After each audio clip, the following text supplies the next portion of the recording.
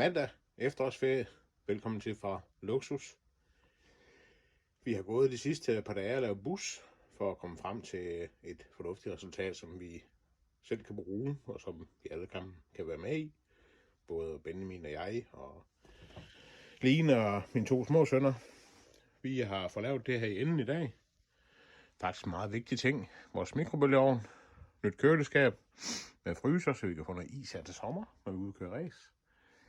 Vi har fået lavet en lille hylde ovenover med noget stop på, så det ser ordentligt ud, plus at tingene ikke falder ned, når vi kører bussen. Vi har lavet nogle pæne afslutninger. Og det ser sådan ud fra den anden side der.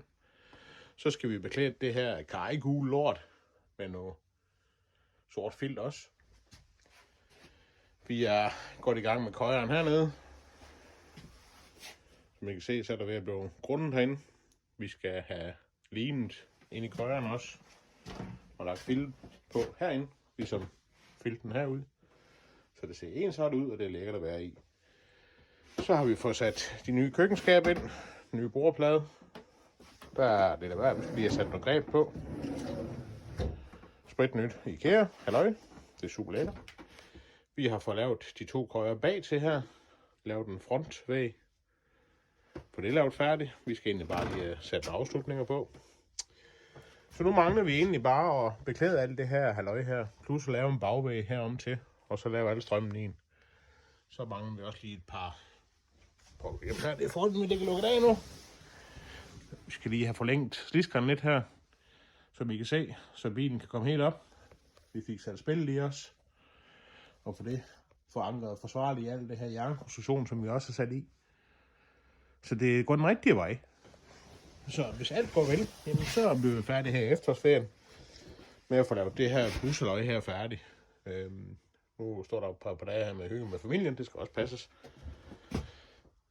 Og så skal vi have snedkeren til at kigge på alt det her træværk, som er heroppe foran, som vi kan se, som har taget skade lidt fugt.